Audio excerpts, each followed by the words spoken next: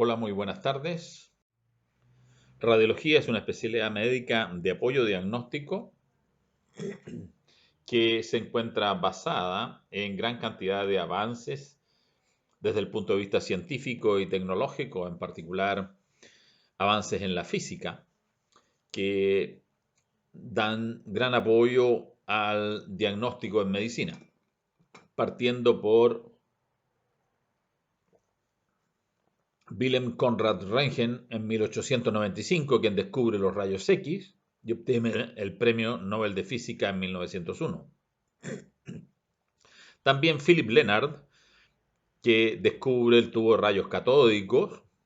De hecho, Röntgen trabajaba con rayos catódicos y curiosamente a Lenard se le da el Premio Nobel de Física en 1905, es decir, 4 años después que Röntgen. Hans Becker en 1896 empezó a trabajar con lo que llamó rayos uránicos y Pierre Curie y María Sklodowska, que probablemente ustedes conozcan como Marie Curie, pero en realidad su apellido es Sklodowska, es polaca, descubren la radiación del uranio, del torio, del polonio y del radio, recibiendo el Premio Nobel de Física en 1903.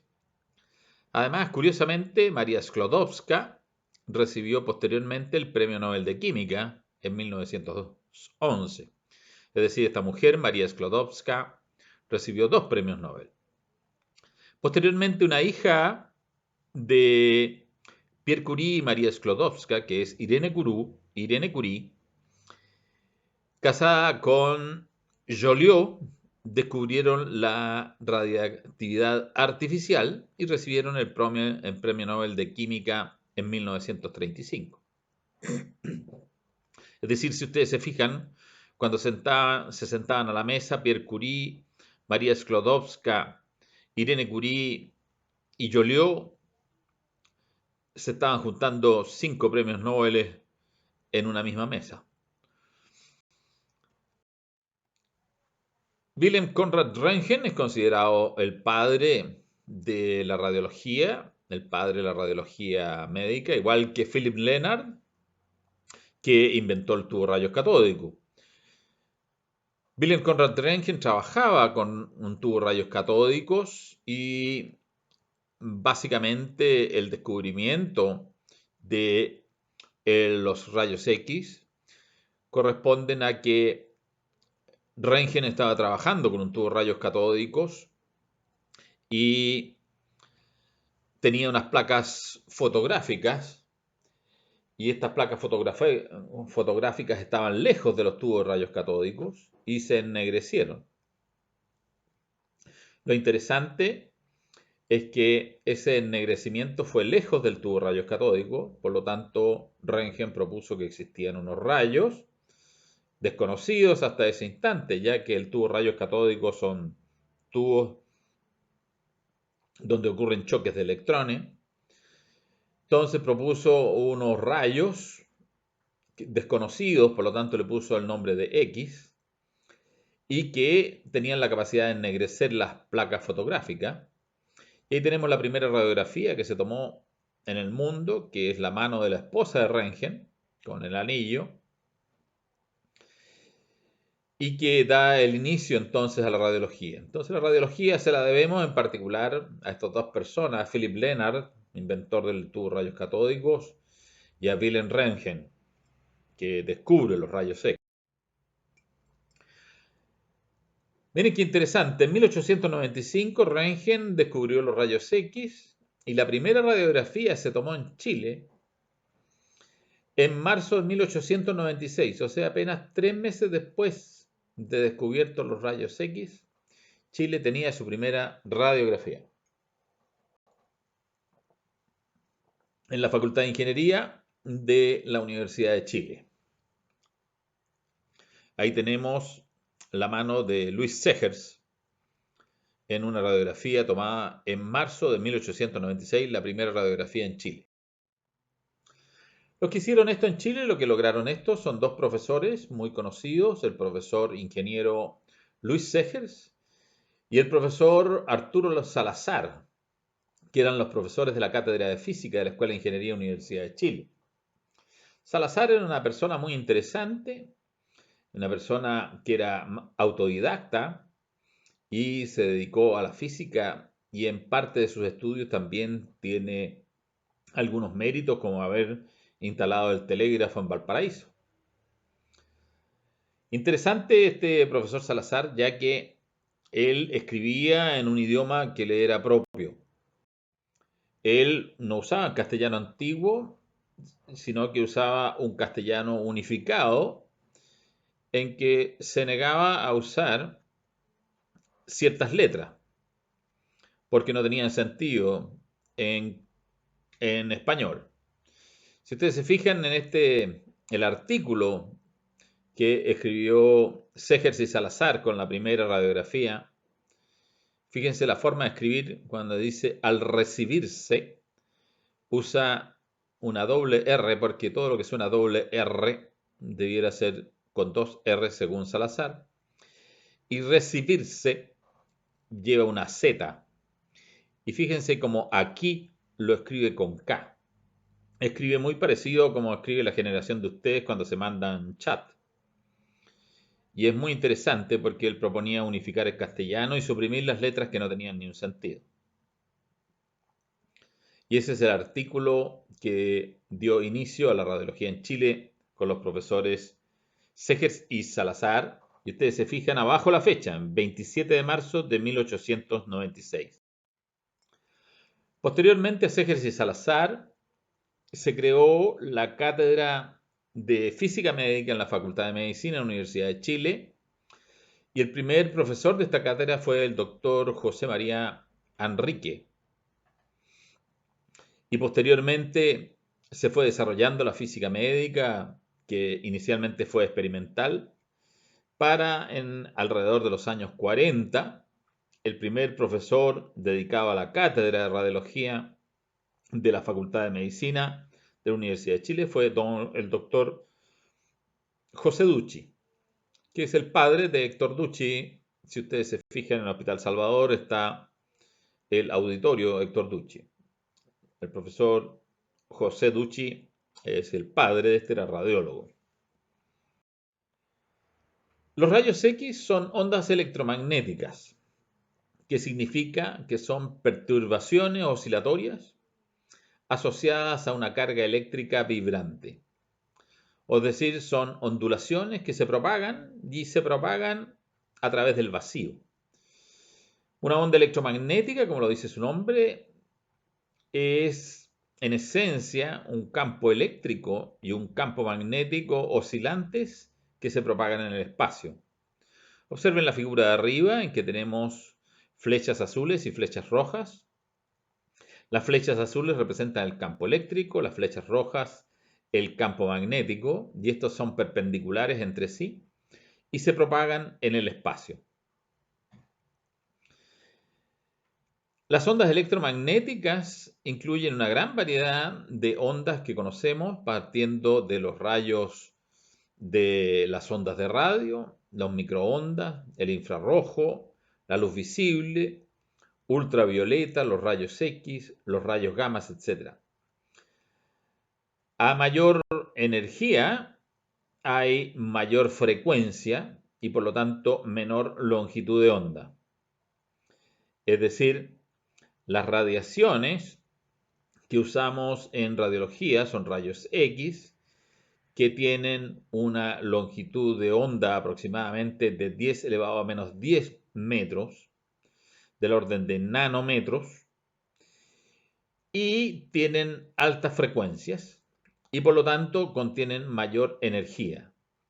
A mayor frecuencia, mayor energía. En realidad la energía de una onda es la constante de Planck por la frecuencia. Por lo tanto usamos ondas que son altamente energéticas y que tienen entonces muy pequeña longitud de onda.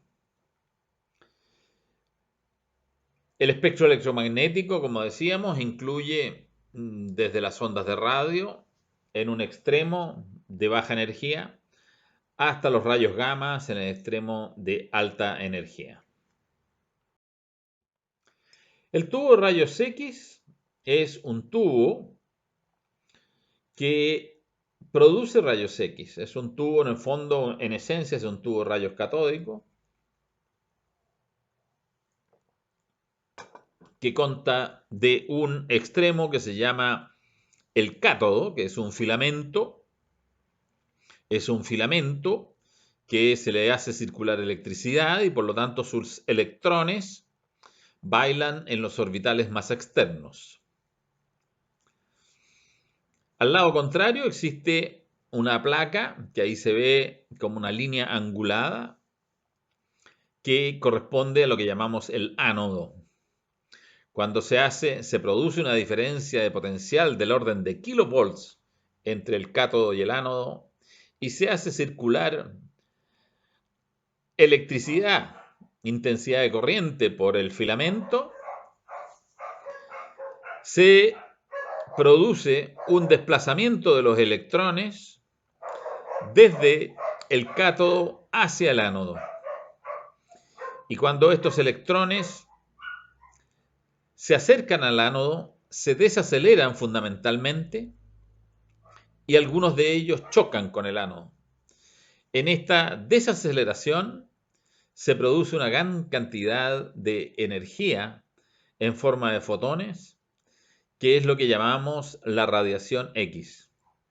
Fundamentalmente, cuando uno dispara un tubo de rayos X, el 99% de la energía se disipa en calor y un 1% en fotones en radiación X. Cuando uno dispara un tubo de rayos X, se produce un conjunto de emisión de fotones de distintas gamas de energía. Y si uno grafica las longitudes de onda de los fotones que son emitidos en un tubo de rayos X en función de la intensidad, obtiene esta curva que se llama el espectro de emisión. Es decir, se produce radiación con distintas gamas de energía. Lo interesante es que en este espectro de emisión, que tiene una forma como de una campana de Gauss, pero alargada hacia la derecha, existen unos picos de energía en ciertas regiones particulares del espectro. NK, MK, LK.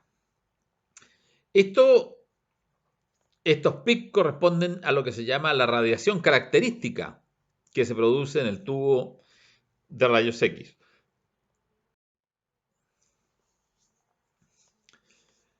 Cuando se emite radiación,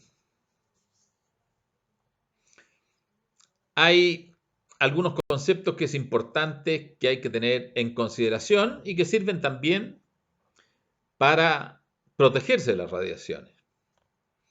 Tres conceptos importantes. La intensidad de salida es directamente proporcional a la cantidad de radiación. O sea, es directamente proporcional a la intensidad de corriente que pasa por el filamento, que se puede expresar con miliamperes segundo. Miliamper es coulomb por segundo, lo multiplicamos por segundo y eso es coulomb, cantidad de carga. Entonces, la intensidad de salida es directamente proporcional a los miliamperes segundo. Segundo punto importante, la intensidad de salida es directamente proporcional al cuadrado del voltaje.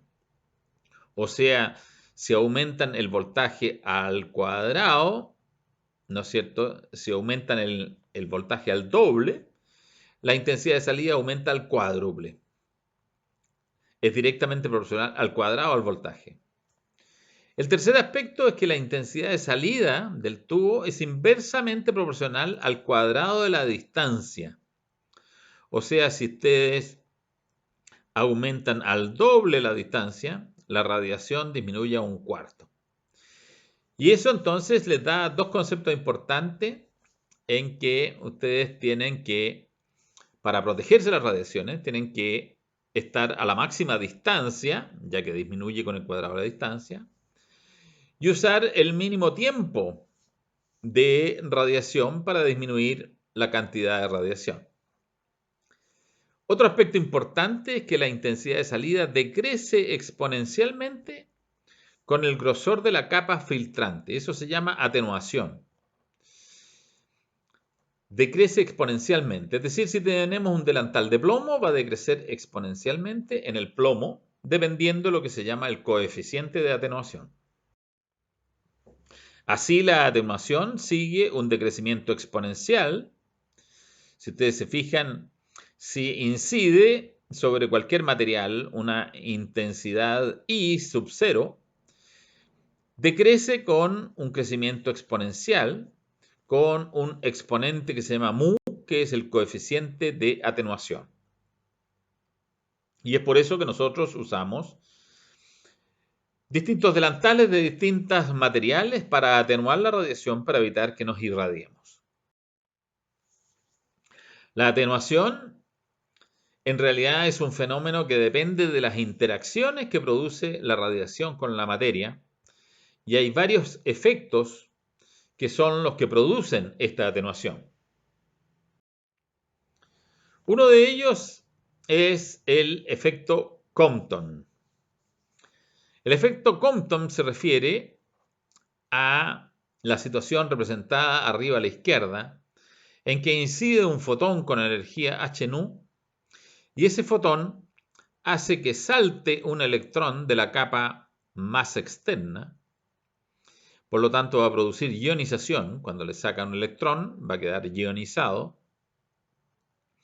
Y entonces se produce además un fotón que va a tener una energía que va a ser la diferencia de la energía incidente menos la energía que fue necesaria para sacarlo de la órbita al electrón y la energía que fue necesaria para producirle movimiento. Eso es lo que se denomina el efecto Compton.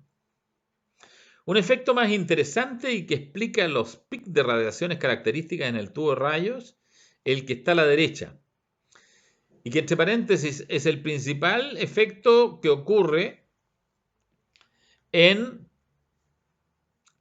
la radiología, que es el efecto fotoeléctrico. El efecto fotoeléctrico es el que está representado allí. Incide un fotón con energía h por mu, la constante de Planck por la frecuencia, y esa energía es de tal magnitud que permite sacar un electrón de los orbitales más internos.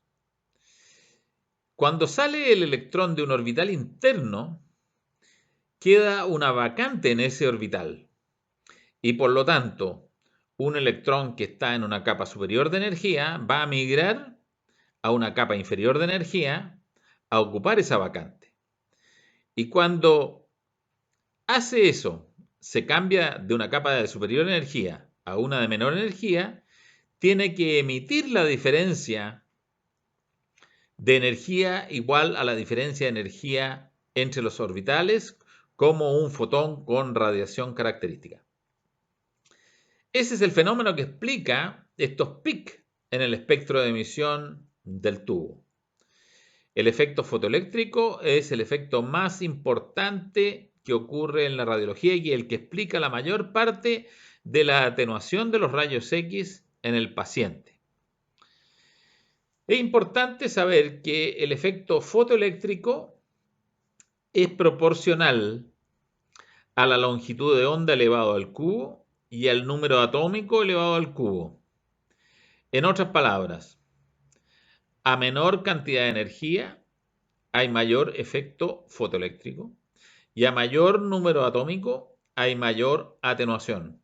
O sea, en radiología, los objetos que se ven más blancos, o sea, los que atenúan más, son los que tienen mayor número atómico.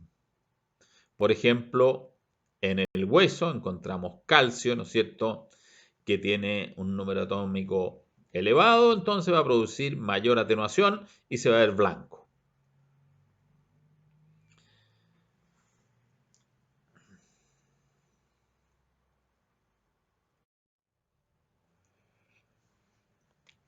Entonces el efecto más importante es el efecto fotoeléctrico que depende de la cantidad de protones que hay en el núcleo de los elementos. En otras palabras, cuando uno mira una radiografía, está viendo números atómicos, está viendo cuánto es el número atómico de cada elemento que se está radiografiando. Desde la perspectiva práctica, en radiología nosotros nos manejamos con al menos 5 densidades básicas que hay que conocer. Lo más blanco que aparece en las radiografías en general es el metal. Esa es la densidad 1. La segundo, más blanco, es el hueso, que podríamos llamarlo la densidad 2. La tercera densidad es la densidad de agua, que es la densidad que se ve en general en los tejidos blancos, los tejidos blandos, como por ejemplo el corazón, el hígado, etc. Esa densidad de agua, que es una densidad intermedia.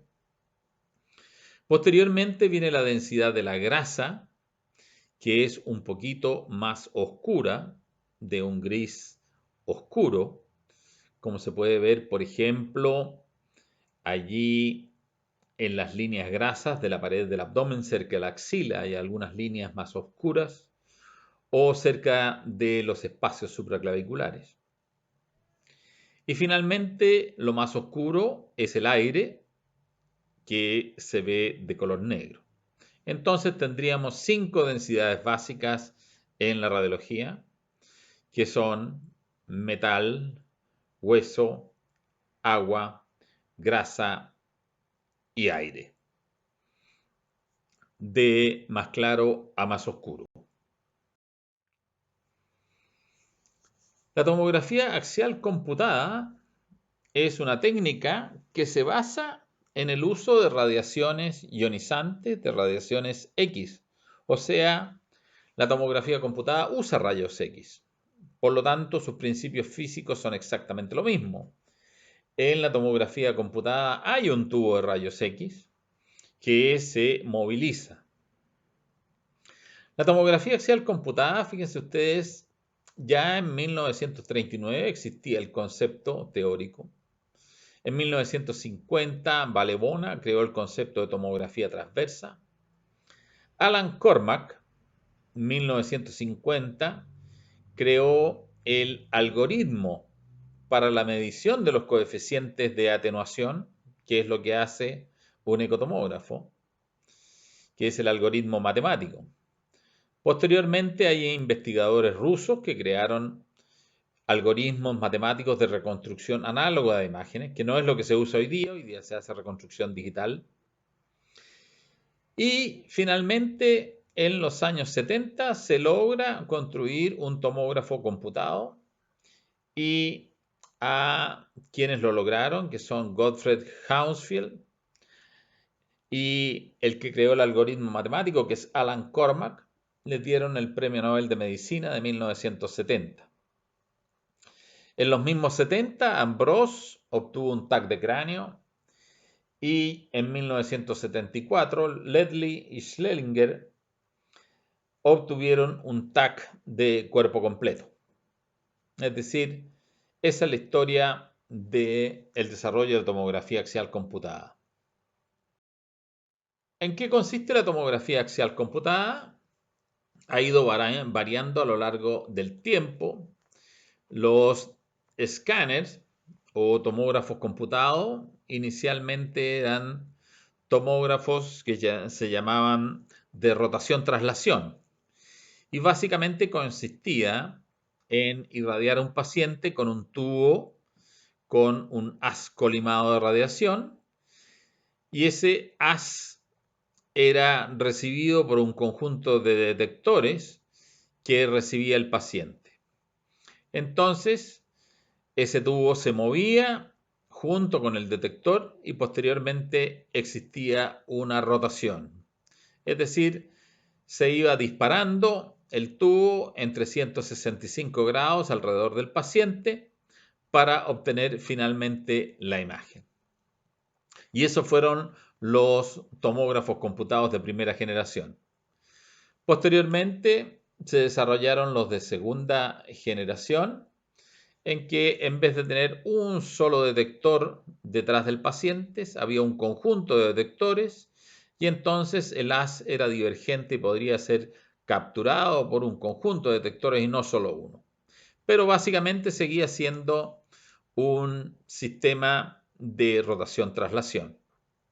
Posteriormente los escáneres de tercera generación, el tubo rotaba alrededor del paciente en forma completa en 365 grados y el conjunto de detectores se aumentó en tamaño y describía un arco convexo, un arco cóncavo para recibir la radiación. El tomógrafo de cuarta generación,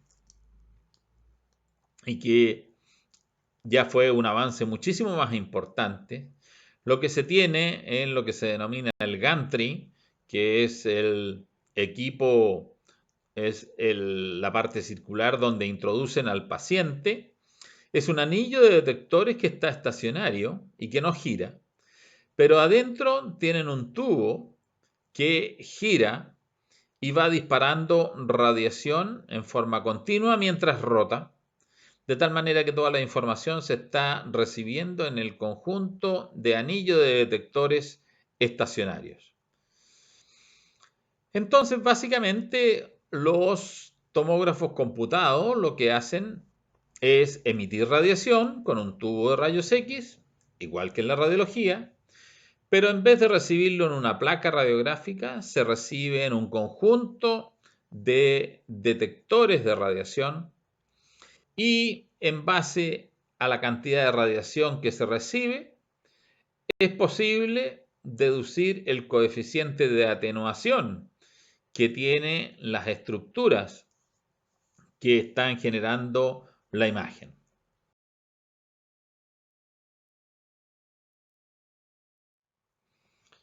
Aquí tenemos cómo lo logra la desproyección. Imagínense que el paciente es un arreglo de una matriz de celdas cuadradas que vamos a llamar voxel. Las celdas, las unidades de volumen se denominan voxel y cada una tiene su propio coeficiente de atenuación. Mu sub 1, 1, mu sub 1, 2, mu sub 1, 3, mu sub 2, 1, mu sub 2, 2, mu sub 2, 3, mu sub 3, 1, mu sub 3, 2 y mu sub 3, 3. Entonces, cuando uno dispara un tubo de rayos y desplaza el tubo de rayos alrededor del paciente, ustedes se fijan que cuando dispara en la primera columna, la atenuación se produce por mu sub 1, 1, mu sub 2, 1 y mu sub 3, 1. Cuando se dispara en la segunda columna, se tiene la atenuación dada por mu sub 1, 2, mu sub 2, 2 y mu sub 3, 2. Lo mismo en la tercera columna. Pero ahora si se angula el tubo y se vuelve a disparar el tubo, por ejemplo con un ángulo de 45 grados, en su primer disparo puede atravesar solo la primera celda, el primer voxel, y se tiene el coeficiente de atenuación mu sub 1, 1. En el segundo disparo va a atravesar mu sub 1, 2 y mu sub 2, 1. En el tercer disparo, mu sub 1, 3, mu sub 2, 2 y mu sub 3, 1, etc.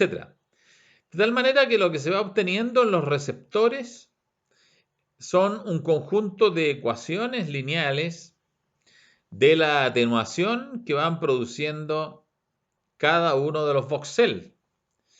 Y el computador entonces se encarga de resolver este sistema de ecuaciones para determinar la atenuación que tiene cada voxel. Y esa atenuación de cada voxel, traducirla a un color en una imagen, a una densidad particular de un tono de gris.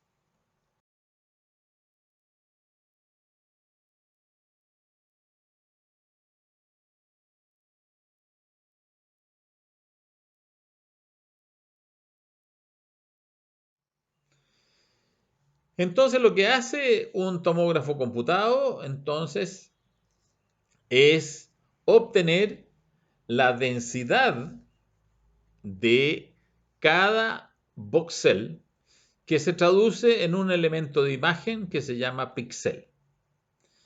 En otras palabras, esta matriz constituida por los elementos de volumen del paciente se traduce en una matriz de elementos de imagen y lo que obtiene en realidad la imagen de una tomografía computada es un conjunto de densidades que corresponden a atenuaciones relativas de cada elemento de volumen. La atenuación relativa se traduce a lo que se llaman las unidades Hounsfield. Las unidades Hounsfield corresponden a los coeficientes de atenuación estandarizados por el coeficiente de atenuación del agua. En otras palabras, corresponde a mu menos mu del agua partido por el mu del agua y todo eso multiplicado por 1000. Mu menos mu del agua partido por mu del agua y todo eso multiplicado por 1000. De tal manera que se tiene una escala de unidades de densidad que se llaman unidades Hounsfield, que van desde menos 1000 a más 1000. Entonces, más 1000 sería la atenuación que produce el hueso denso y se va a ver blanco. 0 va a ser la atenuación del agua y se va a ver de un gris intermedio. Y el aire, que prácticamente no atenúa, va a tener un valor de menos 1000 unidades Hounsfield y se va a ver de color negro. De tal manera que ese conjunto de estructuras del cuerpo van a terminar siendo representadas en la imagen por la densidad que tienen. Así, por ejemplo, hay densidades clásicas. Abajo a la derecha ustedes tienen una tabla. El hueso compacto en general tiene más de 250 unidades Hounsfield. El hueso esponjoso alrededor de 160. La glándula tiroides 70. El hígado 60. El músculo 45. El agua en general tiene menos de 20, en general 10 a 18, etc. Las grasas tienen unas unidades Hounsfield que son en el valor negativo. Es importante porque permite reconocer la grasa midiendo las unidades Hounsfield. Y tenemos otro aspecto importante, es la densidad de la sangre. Observen ustedes la tabla abajo a la derecha, en que la sangre coagulada tiene una densidad de 80 unidades Hounsfield. La sangre libre tiene una densidad de alrededor de 55 más o menos 5 unidades Hounsfield. Y eso es importante porque la densidad en unidades Hounsfield de la sangre es mayor que la del plasma, es mayor que los exudados y mayor que los transudados. En otras palabras, cuando uno quiere ver sangramiento, uno necesita tomar un TAC sin dar contraste, porque la sangre es más densa que la mayoría del resto de los líquidos. Por lo tanto, se va a ver como zonas densas que van a estar indicando las zonas de sangramiento. Eso es particularmente importante, por ejemplo, cuando uno sospecha de una disección aórtica o un hematoma de la pared aórtica.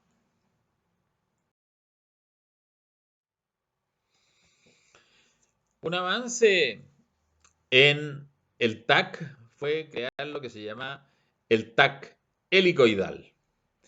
¿Qué es lo que es el TAC helicoidal?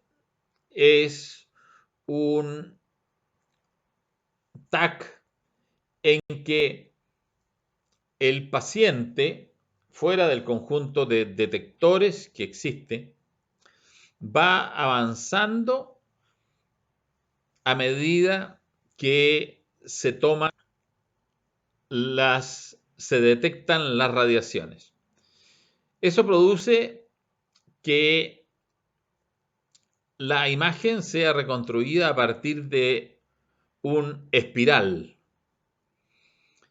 Ya no es un círculo, luego avance y luego otro círculo y luego avance y luego otro círculo, sino que como el paciente avanza en forma continua, se obtiene una espiral.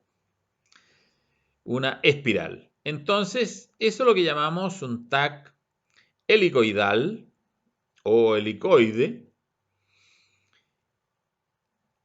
Y el último avance corresponde a dar el número de detectores que se producen, el número de círculos de detectores que se ponen en el sentido del eje mayor del paciente. En la medida que se pone mayor cantidad de detectores, tienen mayor cantidad de hélices, mayor cantidad de espirales que le permiten reconstruir perfectamente un paciente. Así hay TAC espiral multidetector, de 2 detectores, de 4 detectores, 8 detectores, 12 detectores, 16, 32, 64, 128 detectores. En la medida que hay mayor cantidad de detectores, naturalmente van a tener mayor definición y mayor precisión en la reconstrucción de la imagen, como ocurre, por ejemplo, cuando tienen que hacer una coronariografía por TAC, en que naturalmente aquellos TAC que tienen más de 64, 128 detectores, tienen una adecuada reconstrucción de las arterias coronarias.